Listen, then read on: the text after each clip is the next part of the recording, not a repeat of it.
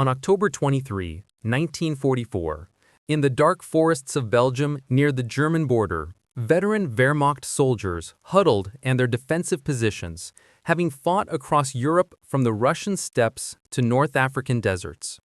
These battle-hardened troops had faced British regularity and Soviet brutality, and now awaited what they expected to be another standard American unit. Intelligence reports identified the newcomers as the 104th Infantry Division, Timberwolves. Fresh troops from the United States with no combat experience. German officers anticipated an easy victory against what they presumed were farm boys and factory workers unprepared for real warfare. What they didn't know was that these Timberwolves were commanded by a man whose name would soon be whispered as a warning among German troops. Terry de la Mesa Allen, nicknamed Terrible Terry by Americans, a general so aggressive and unconventional that his own high command had previously relieved him of duty.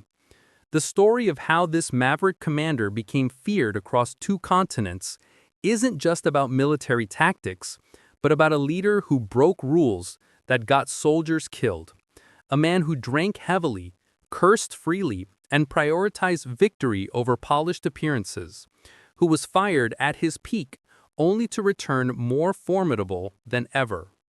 Terry Allen's military destiny began on April 1, 1888, at Fort Douglas in the Utah Territory, born into a family with generations of military service.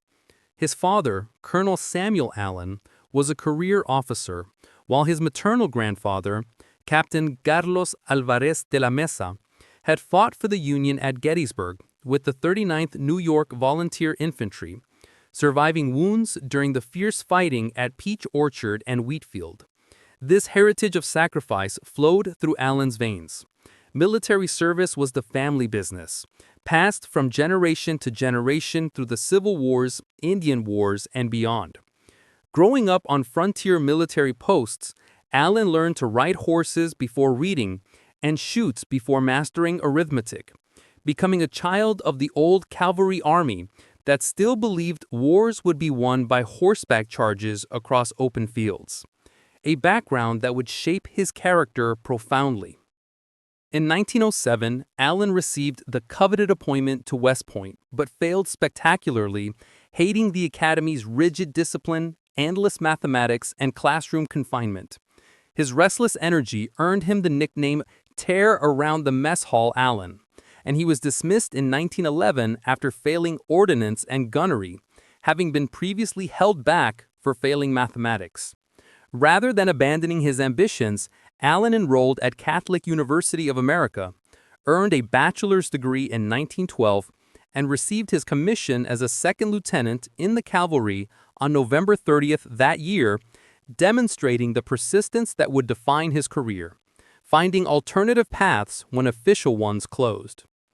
As a cavalry officer on the Mexican border in 1913, Allen demonstrated his unconventional approach when he led 6 soldiers against 30 Mexican cattle rustlers, attacking despite doctrine advising reinforcements waiting, and capturing or killing all 30.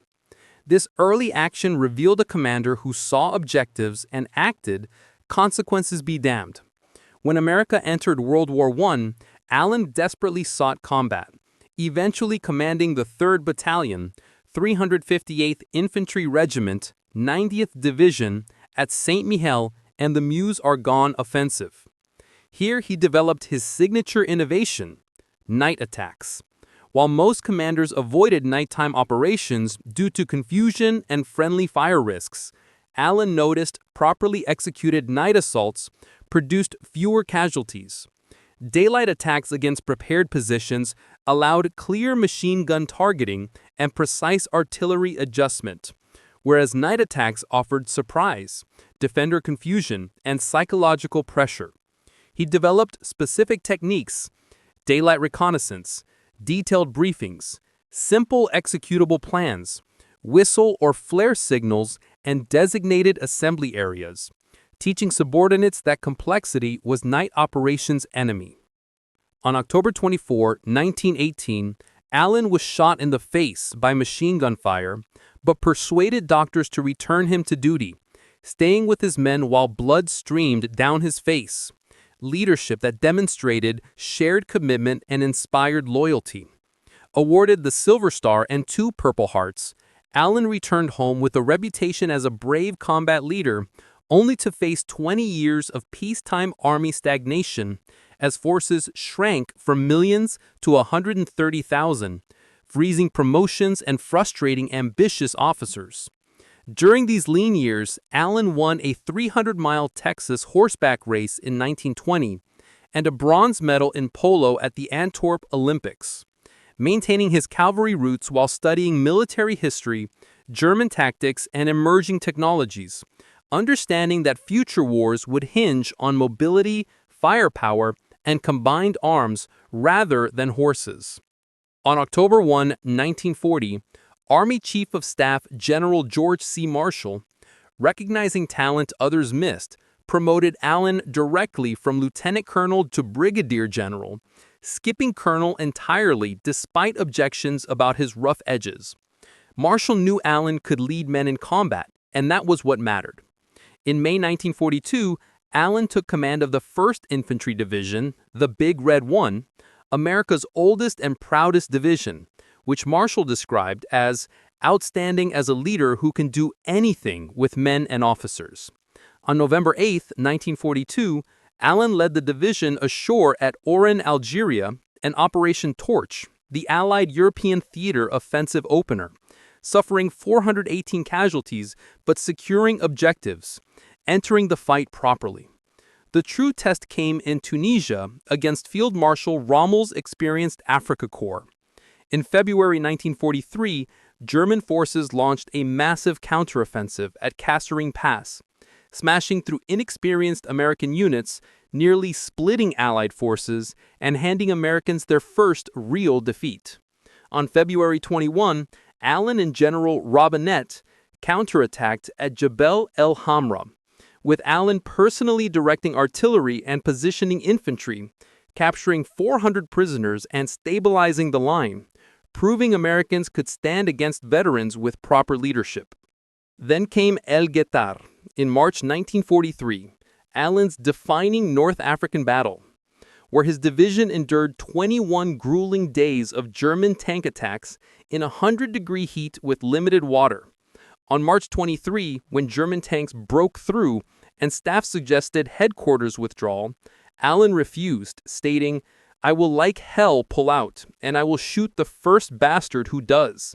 He stood outside watching tanks approach, his calm steadying staff and forward units. And with tank destroyers and artillery repulsing the attack, his line held, marking the first American defeat of experienced German tank units and proving that properly led American troops could beat the Wehrmacht's best. In May 1943, the 1st Infantry Division led the final Tunis drive, combat ending May 9th, with 250,000 Axis troops surrendering by May 13th. Although the Big Red One suffered 2,000 casualties, in 17 days, some companies reduced to 50 men. Next came Sicily, where General Patton specifically requested the 1st Division for the difficult Gela landing on July 10, 1943, in Operation Husky. The landing succeeded initially, but on July 11, Hermann Göring Panzer Division tanks counterattacked towards the beach, threatening to split the beachhead. American infantry in open terrain fought desperately with naval gunfire support, stopping the Germans just short of shore, with Omar Bradley later writing, "I question whether any other United States division could have repelled that charge." The Sicilian campaign became a Patton-Montgomery glory race, with Allen's division assigned tough objectives like Troina, a mountain town fortress controlling key roads. From July 31 to August 6, 1943, Allen's men attacked uphill into prepared positions, enduring 24 German counterattacks over 6 days, with division artillery firing thousands of shells and companies halved in strength, but ultimately capturing Troina and opening the road to Messina, although exhausting the battle-weary division after 9 months of continuous combat since North Africa. On August 9, 1943, Time magazine featured Major General Terry Allen on its cover, praising him as a great division commander in the making, unaware he had been relieved from command on August 7th by Omar Bradley, who believed discipline had slipped under Allen and Assistant Division Commander Theodore Roosevelt, thinking the division needed tightening despite its elite status. Recent scholarship suggests the relief was pre-planned by Eisenhower and Patton before Sicily, believing Allen ideal for early tough fighting but not long-term war leadership. Eisenhower later stated, "It is a terrible injustice to General Allen to hint that he was relieved for inefficiency." While Bradley admitted in memoirs, none excelled the unpredictable Terry Allen in the leadership of troops, but noted neither Allen nor Roosevelt possessed the instincts of a good. On October 15, 1943, Brigadier General Terry Allen, reduced to his permanent rank, took command of the 104th Infantry Division at Camp Adair, Oregon. These weren't battle-hardened veterans like his beloved 1st Division, but fresh-faced recruits, factory workers and farm boys from western states, average age early 20s, most never far from home before enlistment. The Germans would have dismissed them as typical green American troops, but Allen saw raw potential. He embarked on creating the most thoroughly trained division in the U.S. Army, focusing on what most units avoided: night combat. While standard training required 10 to 12 weekly tactical hours, Allen drove his men through 30 to 35 hours, triple the norm, sometimes nearly 6 daily hours atop regular duties. The training was relentless, exhausting, brutally realistic, with obsessive night operation emphasis. Allen taught silent night movement, compass and terrain navigation in near total darkness, nonverbal communication through hand signals and prearranged codes, and a radioless attack coordination. He instilled absolute trust among soldiers. At night, you couldn't see who stood beside you, only know they were there. The division practiced night attacks repeatedly, small unit exercises progressing to company-level operations, then full battalion attacks with artillery support in complete darkness. Allen insisted on realistic conditions: live ammunition, actual artillery barrages, smoke simulating battle confusion. His men learned night fighting was terrifying, but proper training and discipline could weaponize that terror against enemies. Other Camp Adair divisions considered Allen insane as his exhausted men stumbled through Oregon forests at 3 a.m., practicing attacks in driving rain and pitch black. But Allen knew he was teaching survival. Properly executed night attacks caused fewer casualties than daylight assaults, offering surprise while defenders remained confused and frightened, with enemy artillery and machine guns unable to see targets clearly. By summer 1944, when the 104th shipped to Europe, they were America's first and only division specifically night combat trained, with Bradley later admitting, "Allen brought the only division I know of that was prepared for night combat." Preparation that would save countless lives. On October 23, 1944, the Timberwolves entered combat near the German border in Belgium. Veteran Wehrmacht soldiers awaited easy pickings against what intelligence called a green, untested American division. Instead, they encountered a nightmare. That first night, Allen launched his division in darkness, companies moving silently through forests via compass and daylight-scouted terrain memory, hitting German positions from unexpected directions. Sentries were eliminated silently before alarms, positions overrun before defenders comprehended the threat. German forward observers called artillery support, but couldn't see targets for effective fire direction. Machine gun nests fired blindly into blackness, wasting ammunition on shadows. American infantry materialized from darkness, struck hard with grenades and automatic weapons, then vanished before reinforcements arrived. By dawn, Germans were shaken, entire platoons overrun overnight, secured daytime positions becoming death traps after dark. These weren't green troops, but trained killers fighting like demons in darkness. German commanders sent urgent reports. This American division was different, dangerous. They owned the night. The pattern repeated for months. On November 2nd, the 104th crossed the Mark River in a night operation completely surprising German defenders. They fought in the Aachen sector starting November 16, attacking fortifications that had resisted other Allied units for weeks. Allen's night tactics cracking defenses daylight assaults couldn't breach. When Germans launched the massive Ardennes offensive, Battle of the Bulge, in December, Allen's division held positions from December 15, 1944 to February 22, 1944, absorbing attack shocks, holding critical positions, preventing German breakthrough widening. On February 23, they crossed the Rohr River, attacking into Germany proper. The Timberwolves' reputation spread among German units. Veterans rotating fronts heard warnings about the American night fighting division. Captured German reports post-war described the 104th as elite troops specializing in night operations, forcing German defensive plans to account for American darkness attacks, maintaining higher alerts, spreading forces thinner, exactly what Allen wanted. An enemy-fearing night couldn't rest, relax, or feel safe.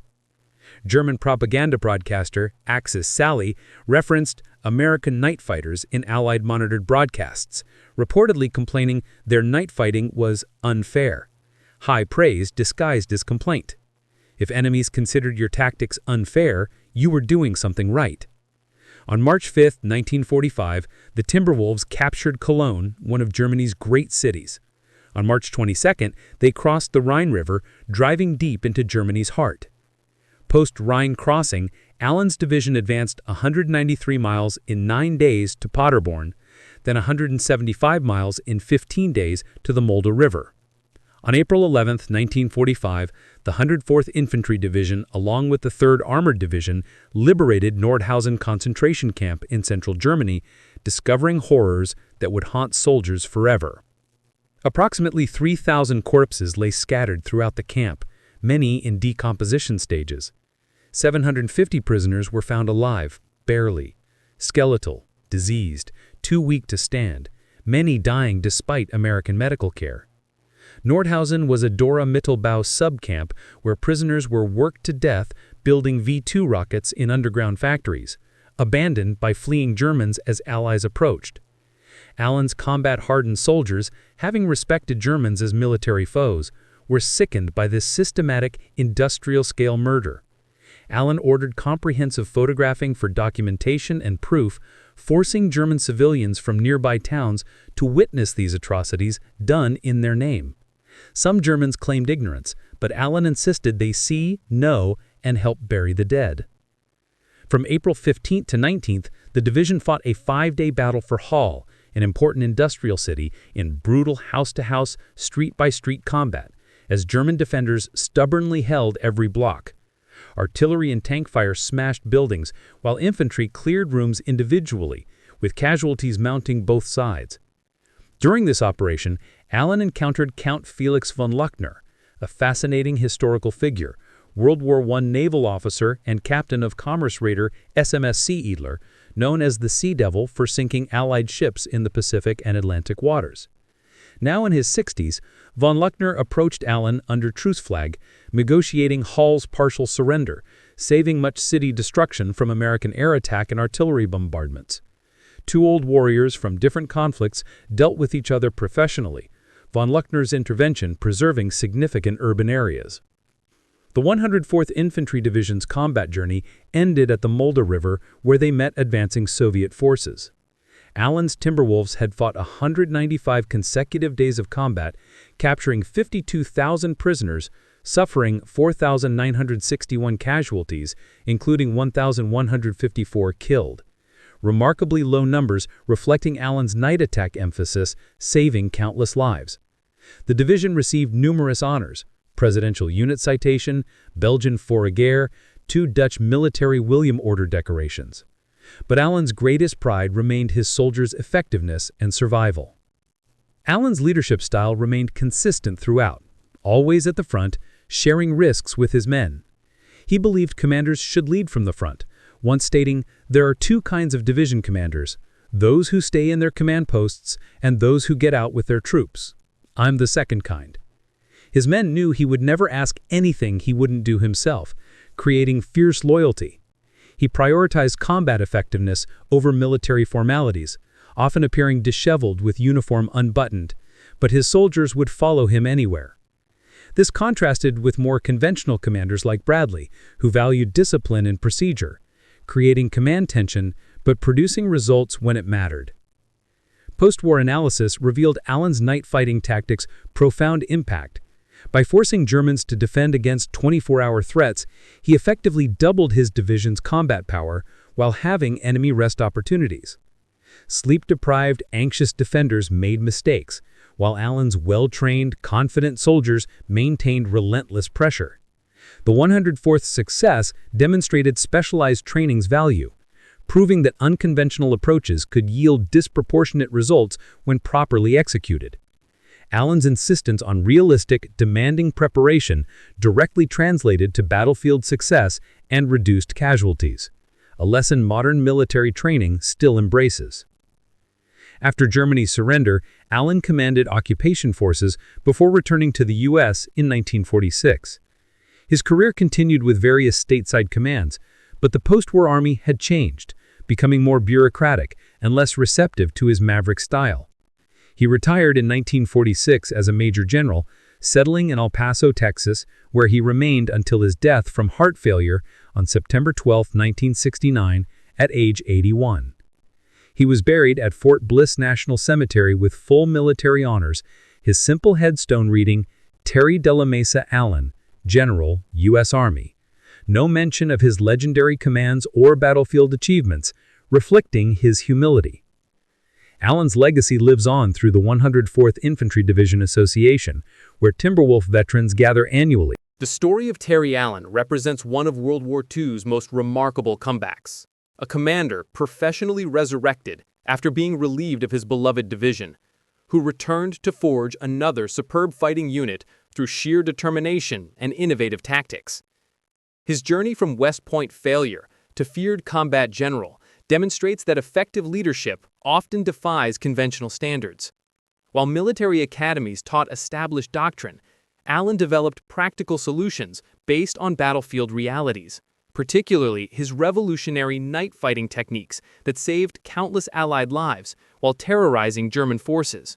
Allen's legacy extends beyond specific battles to fundamental leadership principles still studied today. His insistence on sharing frontline dangers with his soldiers created unparalleled unit cohesion.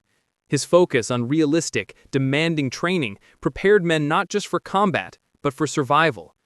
His willingness to challenge conventional wisdom when it conflicted with battlefield effectiveness demonstrated courage beyond physical bravery. Perhaps most importantly, his redemption story proves that setbacks need not define a career, that determination and competence can overcome even professional disgrace. The Timberwolves' combat record speaks powerfully to Allen's methods. Their 195 consecutive days of combat with relatively low casualties validated his night attack philosophy. The division's rapid advances and numerous successful operations against veteran German units confirmed that well-trained, properly led American soldiers could match any enemy. Most tellingly, the psychological impact on German forces, their fear of the night fighters, their adjusted defensive tactics, their propaganda complaints, revealed how completely Allen's approach disrupted enemy effectiveness. In military academies worldwide, Terry Allen's career is now studied as a case study in unconventional leadership and tactical innovation. His emphasis on night operations predated modern special forces tactics by decades. His understanding of psychological warfare through relentless pressure anticipated contemporary operational concepts. His ability to transform raw recruits into elite fighters through intensive training remains a model for military educators. The man who failed West Point ultimately taught valuable lessons to generations of military professionals. For the soldiers who served under him, Allen represented something beyond military competence. He embodied the warrior spirit they aspired to themselves. Veterans of both the 1st and 104th Divisions remembered him with deep affection and respect decades after the war. Their stories consistently highlight his accessibility, his concern for their welfare, his courage under fire, and his absolute commitment to their success. This bond between commander and troops, forged in shared danger and hardship, represents leadership's ultimate achievement. The historical significance of Allen's night fighting tactics extends beyond their immediate battlefield success. By demonstrating that darkness could be transformed from obstacle to advantage, he expanded tactical possibilities for all military forces. His methods showed that environmental factors could be weaponized, that psychological warfare could be integrated into conventional operations, and that innovation could overcome numerical or positional disadvantages. These lessons influenced post-war military doctrine across multiple nations. Allen's personal qualities, his persistence after West Point failure, his resilience after professional setback, his dedication to his soldiers offer lessons extending far beyond military contexts. His career demonstrates that unconventional thinkers can achieve extraordinary success when given opportunity, that second chances can yield remarkable results, and that authentic leadership often thrives outside established protocols. The man who some superiors considered too rough-edged proved that substance ultimately triumphs over style. The contrast between Allen's two major commands, the veteran 1st Division and the Green 104th, reveals his adaptability as a leader. With experienced troops, he focused on maintaining combat edge while preserving unit spirit. With new soldiers, he built capability from foundation through relentless training. In both cases, he achieved outstanding results by understanding and meeting his unit's specific needs, rather than applying one-size-fits-all leadership approaches. Post-war analysis has only enhanced Allen's reputation as historians gain perspective on his contributions. While contemporaries sometimes focused on his unconventional style, history recognizes his substantive achievements. The success of his night fighting tactics, the performance of his divisions in combat, and the loyalty he inspired among his soldiers have secured his place among America's most effective World War II combat commanders. For modern military professionals, Allen's career offers multiple relevant lessons: the importance of realistic training, the value of tactical innovation, the power of leader presence at the front, and the effectiveness of understanding and leveraging psychological factors in combat. His example continues to influence military education and leadership development programs. The Timberwolves motto, "Nothing in hell can stop the Timberwolves," perfectly captures the spirit Allen instilled in his division. This wasn't empty bravado, but earned confidence based on rigorous training and proven combat performance. The soldiers who fought under Allen knew they were prepared for any challenge, that their commander would lead them competently, and that they could overcome any obstacle through determination and skill. In the final analysis, Allen's greatest legacy may be the thousands of soldiers whose lives were saved by his tactical innovations and leadership approach. His night attack methods reduced casualties. His intensive training prepared men to survive combat. His frontline leadership inspired confidence and competence.